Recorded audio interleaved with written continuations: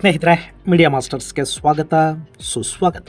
ಗೆಳೆಯರೆ, ಆಗಾಗ ನೀವು ಪಾಕಿಸ್ತಾನಕ್ಕೆ ಹೋಗಿ ಅನ್ನೋ ರಾಜಕೀಯ ಪ್ರೇರಿತ ಹೇಳಿಕೆಗಳನ್ನು ನೀವು ಕೇಳಿರ್ತೀರಿ. ಭಾರತದಲ್ಲಿರೋದಕ್ಕೆ ಸಾಧ್ಯ ಆಗದೇ ಇದ್ರೆ, ಭಾರತದ ಕಾನೂನುಗಳನ್ನು ಪಾಲಿಸೋದು ಕಷ್ಟ ಆದ್ರೆ ನೀವು ಪಾಕಿಸ್ತಾನಕ್ಕೆ ತೊಲಗಿ ಅಂತ ಕೆಲವರಿಗೆ ಇಲ್ಲಿನ ಒಂದಷ್ಟು ರಾಜಕಾರಣಿಗಳು, ಹಿಂದೂ ಸಂಘಟನೆಗಳು ಹೇಳ್ತಾ ಇರತ್ವೆ. ಈಗ ಅದೇ ಥರದ ಮಾತನ್ನ ನ್ಯಾಯಾಲಯ ಹೇಳಿದೆ. ಭಾರತದ ಉದಾರತೆಯನ್ನ, ಮಾನವೀಯತೆಯನ್ನ ದುರುಪಯೋಗ ಪಡಿಸ್ಕೊಳ್ಳೋ ಪ್ರಯತ್ನ ಮಾಡಬೇಡಿ. ಬೇಕಿದ್ರೆ ಪಾಕಿಸ್ತಾನಕ್ಕೋ ಗಲ್ಫ್ ದೇಶಗಳಿಗೋ ಹೋಗಿ ಆಶ್ರಯ ಪಡ್ಕೊಳ್ಳಿ, ಭಾರತ ಬಿಡಿ ಅಂತ ಮುಂಬೈ ಹೈಕೋರ್ಟ್ನ ವಿಭಾಗೀಯ ಪೀಠ ಹೇಳಿದೆ. ಈ ಮಾತನ್ನು ಅವರು ಹೇಳಿರೋದು ಇಲ್ಲಿನ ಯಾರಿಗೂ ಅಲ್ಲ, ಯಮನ್ನಿಂದ ಭಾರತಕ್ಕೆ ಬಂದು ಇಲ್ಲಿ ಅಕ್ರಮವಾಗಿ ವಾಸ ಮಾಡ್ತಾ ನಮಗೆ ಇಲ್ಲಿರೋದಕ್ಕೆ ಹಕ್ಕಿದೆ ಅಂತ ವಾದಿಸಿದ್ದ ಕುಟುಂಬಕ್ಕೆ. ಹಾಗಾದ್ರೆ ಏನದು ಪ್ರಕರಣ?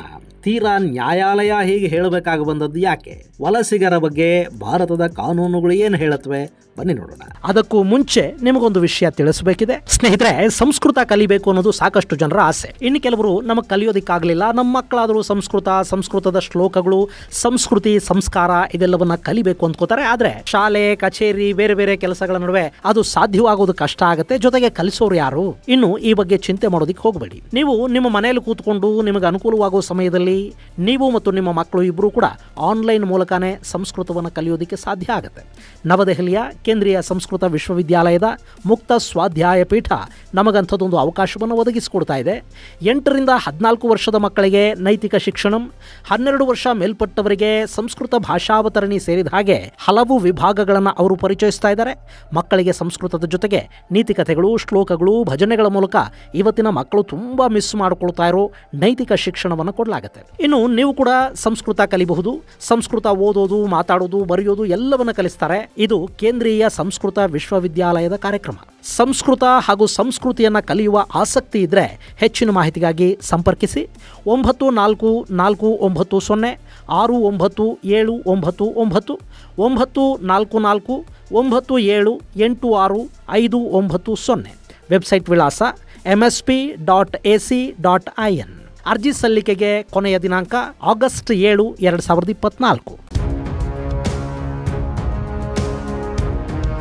ಗೆಳೆಯರೆ, ಅದು ಯಮನ್ನಿಂದ ಭಾರತಕ್ಕೆ ವಲಸೆ ಬಂದಿದ್ದ ಕುಟುಂಬ. ಬಂದಿಗಾಗಲೇ 10 ವರ್ಷಗಳು ಕಳೆದು ಹೋಗಿವೆ.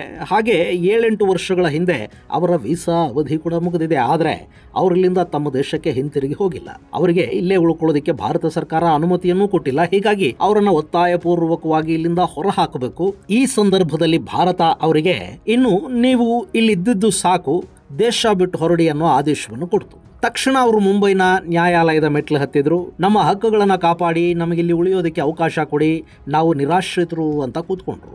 ಯಮನ್ ಅಂದ್ರೆ ಗೆಳೆಯರೆ, ಇಲ್ಲಿ ಮ್ಯಾಪಲ್ಲಿ ನೀವು ನೋಡ್ತಾ ಇದ್ದೀರಲ್ಲ, ಇದು ಸಾಕಷ್ಟು ವರ್ಷಗಳಿಂದ ಸಂಘರ್ಷ ಪೀಡಿತ ಪ್ರದೇಶವಾಗಿದೆ ಯಮನ್. ಅಲ್ಲಿ ಅರಬ್ ಸ್ಪ್ರಿಂಗ್ನ ಫಲವಾಗಿ ಅಲ್ಲಿನ ಸರ್ಕಾರ ಉರುಳಿ ಬಿತ್ತು. ಅದರ ಹಿಂದೆ ಇರಾನ್ ಇತ್ತು. ಶಿಯಾ ಸುನ್ನಿಗಳ ಜಗಳ ಅಲ್ಲಿ ಶುರುವಾಯಿತು. ಹೌತಿ ಬಂಡುಕೋರರು ಹುಟ್ಟುಕೊಂಡ್ರು. ಅವರ ಬೆನ್ನಿಗೆ ಇರಾನ್ ನಿಂತ್ಕೊಳ್ತು.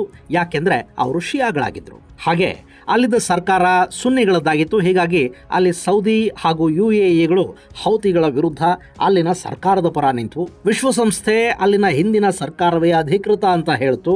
ಆದರೆ ಹಾಗೆ ಹೇಳೋ ಹೊತ್ತಿಗೆ ಯಮನ್ನ ಮೇಲೆ ಹೌತಿಗಳು ಸಂಪೂರ್ಣವಾಗಿ ಹಿಡಿತವನ್ನು ಸಾಧಿಸಿ ಆಗಿತ್ತು. ಈಗ ಇಡೀ ಯಮನ್ ಪ್ರದೇಶ ಸಂಘರ್ಷ ಪೀಡಿತವಾಗಿದೆ. ಅಲ್ಲಿ ಪ್ರತಿನಿತ್ಯ ಬಾಂಬುಗಳು ಬೀಳ್ತಾ ಇರತ್ವೆ, ರಾಕೆಟ್ ದಾಳಿ ಆಗ್ತಾ ಇರತ್ತೆ. ಅಲ್ಲಿನ ಜನಕ್ಕೆ ದುಡಿಮೆ ಮತ್ತು ಅದಕ್ಕೆ ದಾರಿ ಎರಡೂ ಇಲ್ಲ. ಇಡೀ ದೇಶ ವಿಶ್ವಸಂಸ್ಥೆಯ ಆಹಾರ ಕಾರ್ಯಕ್ರಮದ ಮೇಲೆ ಡಿಪೆಂಡ್ ಆಗಿದೆ. ಅಲ್ಲಿನ ಸಾಕಷ್ಟು ಜನ ಯಮನ್ ಬಿಟ್ಟು ಬೇರೆ ಬೇರೆ ದೇಶಗಳಿಗೆ ವಲಸೆ ಹೋಗಿದ್ದಾರೆ. ಹಾಗೆ ಒಂದಷ್ಟು ದೇಶಗಳು ವಲಸಿಗರಿಗೆ ಆಶ್ರಯ ಕೊಡೋದಕ್ಕೆ ವಿಶ್ವಸಂಸ್ಥೆಯ ರೆಫ್ಯೂಜಿ ಕನ್ವೆನ್ಷನ್ 1951ಗೆ ಸಹಿ ಹಾಕಿವೆ. ಅಂಥ ದೇಶಗಳು ನಿರಾಶ್ರಿತರಿಗೆ ಆಶ್ರಯವನ್ನು ಕೊಡುತ್ತವೆ. ಆದರೆ ಭಾರತ ಅಂಥ ಯಾವ ಒಪ್ಪಂದಕ್ಕೂ ಸಹಿ ಹಾಕಿಲ್ಲ. ಹೀಗಾಗಿ ನಾವು ಯಾವ ನಿರಾಶ್ರಿತರಿಗೂ ಕಡ್ಡಾಯವಾಗಿ ಆಶ್ರಯ ಕೊಡಬೇಕು ಅಂತೇನಿಲ್ಲ. ಇನ್ನು ಈ ಒಪ್ಪಂದಕ್ಕೆ ಸಹಿ ಹಾಕಿದ ದೇಶಗಳು ನಿರಾಶ್ರಿತರನ್ನು ತಮ್ಮ ದೇಶದಲ್ಲಿ ಇಟ್ಕೋಬೇಕು, ಅವರಿಗೆ ವಸತಿ ಮತ್ತೊಂದು ಕಲ್ಪಿಸಿಕೊಡಬೇಕು. ಹಾಗೆ ಅವನು ಯಾವ ದೇಶದಿಂದ ಬಂದಿರ್ತಾನೋ ಆ ದೇಶದಲ್ಲಿನ ಪರಿಸ್ಥಿತಿ ಸುಧಾರಣೆ ಆಗುವವರೆಗೆ ಅಲ್ಲಿಗೆ ಅವನನ್ನು ಬಲವಂತವಾಗಿ ಕಳುಹಿಸೋದಕ್ಕೆ ಬರೋದಿಲ್ಲ. ಹೀಗೆಲ್ಲ ಇದೆ. ಸದ್ಯಕ್ಕೆ ನಮ್ಮ ಪುಣ್ಯ ಏನು ಅಂದರೆ, ನಮ್ಮ ಹಿಂದಿನ ನಾಯಕರು ಇದೊಂದಕ್ಕೆ ಸಹಿ ಹಾಕೋದಿಕ್ಕೆ ಹೋಗಿಲ್ಲ. ಹೀಗಾಗಿ ಅಂತಾರಾಷ್ಟ್ರೀಯ ರೆಫ್ಯೂಜಿ ಪ್ರೊಟೆಕ್ಷನ್ಸ್ ನಮಗೆ ಅನ್ವಯ ಆಗೋದಿಲ್ಲ.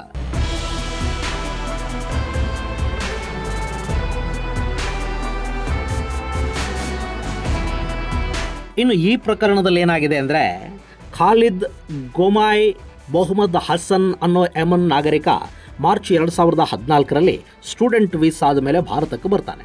ಅದಾದ 1 ವರ್ಷಕ್ಕೆ ಅಂದರೆ 2015ಕ್ಕೆ ಆತನ ಹೆಂಡತಿ ವೈದ್ಯಕೀಯ ವೀಸಾ ತಗೊಂಡು ಚಿಕಿತ್ಸೆಯ ನೆಪದಲ್ಲಿ ಭಾರತಕ್ಕೆ ಬರ್ತಾಳೆ. ನಂತರ ಅವರಿಲ್ಲಿ ಸುಖವಾಗಿ ಸಂಸಾರ ಮಾಡ್ಕೊಂಡಿದ್ದು ಬಿಡ್ತಾರೆ.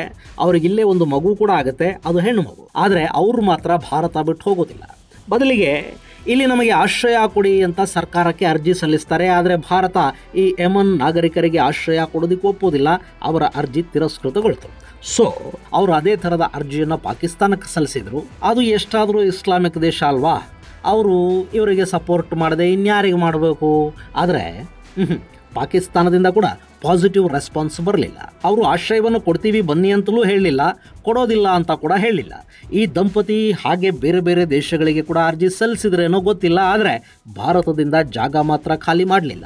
ಅಲ್ಲಿ ಅವರಿಬ್ಬರ ವೀಸಾ ಅವಧಿ ಮುಗಿದು ಸಾಕಷ್ಟು ದಿನಗಳಾಗಿದ್ವು. ಹೀಗಾಗಿ ಪುಣೆಯ ಪೊಲೀಸರು ಅವರನ್ನು ಸಂಪರ್ಕಿಸಿದ್ರು. ಇದೇ ವರ್ಷ ಫೆಬ್ರವರಿಯಲ್ಲಿ ಆ ಕುಟುಂಬಕ್ಕೆ ಭಾರತ ಬಿಟ್ಟು ನೀವು ಹೊರಡಿ ಅಂತ ನೋಟಿಸನ್ನು ಕೊಟ್ಟರು. ಆದರೂ ಇವರಿಲ್ಲಿಂದ ಹೋಗಬೇಕು ಅಂತ ಅಂದ್ಕೊಳ್ಳೇ ಇಲ್ಲ. ಹೀಗಾಗಿ ಮೊನ್ನೆ ಏಪ್ರಿಲ್ ತಿಂಗಳಲ್ಲಿ 14 ದಿನಗಳ ಕಾಲಾವಕಾಶವನ್ನು ಕೊಟ್ಟು ಮುಂದಿನ 14 ದಿನಗಳ ಒಳಗೆ ನೀವಿಲ್ಲಿಂದ ಹೋಗಬೇಕು ಅಂತ ಪೊಲೀಸರು ಅಂತಿಮ ನೋಟಿಸನ್ನು ಕೂಡ ಕೊಟ್ಟರು. ಇನ್ನೂ ಹೋಗದೇ ಇದ್ರೆ ಬಲವಂತವಾಗಿ ದಬ್ಬಿ ಬಿಡ್ತಾರೆ. ಹೀಗಾಗಿ ಖಾಲಿದ್ ಗೋಮಾನಿ ಮೊಹಮ್ಮದ್ ಹಸನ್ ಮುಂಬೈ ಹೈಕೋರ್ಟ್ನ ಮೆಟ್ಟಿಲೇರ್ದ. ನಾನು ನಿರಾಶ್ರಿತ, ಯಮನ್ನಿಂದ ಬಂದಿದ್ದೀನಿ. ಅಲ್ಲಿನ ನಾಗರಿಕ ಯುದ್ಧದ ಪರಿಣಾಮ ಸುಮಾರು 45 ಲಕ್ಷ ಜನ ನಿರಾಶ್ರಿತರಾಗಿದ್ದಾರೆ. ಈಗ ಬಲವಂತವಾಗಿ ನನ್ನ ಕುಟುಂಬವನ್ನು ಯಮನ್ಗೆ ಕಳುಹಿಸಿಕೊಟ್ರೆ ಮಾನವ ಹತ್ಯೆ ಮಾಡಿದ ಹಾಗಾಗುತ್ತೆ, ನನ್ನ ಇಡೀ ಕುಟುಂಬವನ್ನು ಸಾವಿನ ಮನೆಗೆ ತಳ್ಳಿದ ಹಾಗಾಗುತ್ತೆ. ಹೀಗಾಗಿ ನನಗೆ ಭಾರತದಲ್ಲಿರೋದಕ್ಕೆ ಅವಕಾಶವನ್ನು ಕೊಡಬೇಕು ಅಂತ ಕೇಳಿಕೊಂಡ. ಅಷ್ಟೇ ಅಲ್ಲ, ನಾನು ಈಗಾಗಲೇ ಭಾರತಕ್ಕೆ ಬಂದು 10 ವರ್ಷಗಳು ಕಳೆದು ಹೋಗಿವೆ. ನನ್ನ ಬಳಿ ವಿಶ್ವಸಂಸ್ಥೆಯ ರೆಫ್ಯೂಜಿ ಕಾರ್ಡ್ ಕೂಡ ಇದೆ. ಹೀಗಾಗಿ ನೀವು ನನ್ನನ್ನು ನಿಮ್ಮ ದೇಶದಿಂದ ಬಲವಂತವಾಗಿ ಹೊರದಬ್ಬೋದು. ವಿಶ್ವಸಂಸ್ಥೆಯ ಕಾನೂನುಗಳಿಗೆ ವಿರುದ್ಧ ಆಗುತ್ತೆ.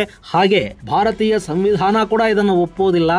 ಯಾಕೆಂದರೆ ಭಾರತೀಯ ಸಂವಿಧಾನ ಮಾನವ ಹಕ್ಕುಗಳ ರಕ್ಷಣೆ ಬಗ್ಗೆ ಹೇಳುತ್ತೆ. ನೀವು ನನ್ನನ್ನು ಇಲ್ಲಿಂದ ಯಮನ್ಗೆ ಕಳುಹಿಸಿದರೆ ನನ್ನ ಮಾನವ ಹಕ್ಕುಗಳ ಉಲ್ಲಂಘನೆ ಆಗತ್ತೆ ಅಂತ ಆತ ವಾದ ಮಾಡೋದಕ್ಕೆ ಶುರು ಮಾಡ್ದ. ಇನ್ನು ನನ್ನ ಮಗು ನಾನು ಇಲ್ಲಿಗೆ ಬಂದ ನಂತರ ಇಲ್ಲೇ ಹುಟ್ಟಿರೋದು, ಹೀಗಾಗಿ ಅದಕ್ಕೆ ಭಾರತದ ನಾಗರಿಕತೆ ಸಿಗಬೇಕು ಅಂತ ಕೂಡ ನ್ಯಾಯಾಲಯಕ್ಕೆ ಮನವಿ ಮಾಡಿಕೊಂಡ. ಹೇಗಿದೆ ನೋಡಿ, ಬಂದದ್ದು ಸ್ಟೂಡೆಂಟ್ ವೀಸಾ ಮೇಲೆ. ವೀಸಾ ಅವಧಿ ಮುಗಿದ ನಂತರ ಇಲ್ಲಿ ಉಳ್ಕೊಳ್ಳೋ ಹಾಗೇ ಇಲ್ಲ, ಉಳ್ಕೊಂಡಿದ್ದ ಅಕ್ರಮವಾಗಿ. ಈಗ ವಿಶ್ವಸಂಸ್ಥೆಯ ರೆಫ್ಯೂಜಿ ಕಾರ್ಡು, ಮಾನವ ಹಕ್ಕುಗಳ ಡಿಫೆನ್ಸ್ ಬೇರೆ. ಈ ನಿರಾಶ್ರಿತರು ಅಕ್ರಮ ವಲಸಿಗರಿಂದ ಸಾಮಾನ್ಯವಾಗೋ ಸಮಸ್ಯೆನೇ ಇದು. ಅವನ ಎಲ್ಲ ವಾದವನ್ನ ಕೇಳಿಸ್ಕೊಂಡ ನ್ಯಾಯಾಲಯ, ನಿನಗೆ ಭಾರತದಲ್ಲಿ ಆಶ್ರಯ ಕೊಡೋದಕ್ಕೆ ನಿರಾಕರಿಸಲಾಗಿದೆ. ಹೀಗಾಗಿ ರೆಫ್ಯೂಜಿ ಕಾರ್ಡ್ ಇಟ್ಕೊಂಡು ಪಾಕಿಸ್ತಾನಕ್ಕೋ ಗಲ್ಫ್ ದೇಶಕ್ಕೋ ಅಥವಾ ರೆಫ್ಯೂಜಿ ಕನ್ವೆನ್ಷನ್ಗೆ ಸಹಿ ಮಾಡಿದ ಯಾವ ದೇಶಕ್ಕೆ ಬೇಕಾದರೂ ಹೋಗು. ಭಾರತದ ಸಹನೆ, ಉದಾರತೆ, ಮಾನವೀಯತೆಯನ್ನು ದುರುಪಯೋಗ ಪಡಿಸ್ಕೊಳ್ಳೋದಕ್ಕೆ ನೀವು ಹೋಗಬೇಡಿ ಅಂತ ಅತ್ಯಂತ ಕಟುವಾಗಿ ಹೇಳಿದೆ.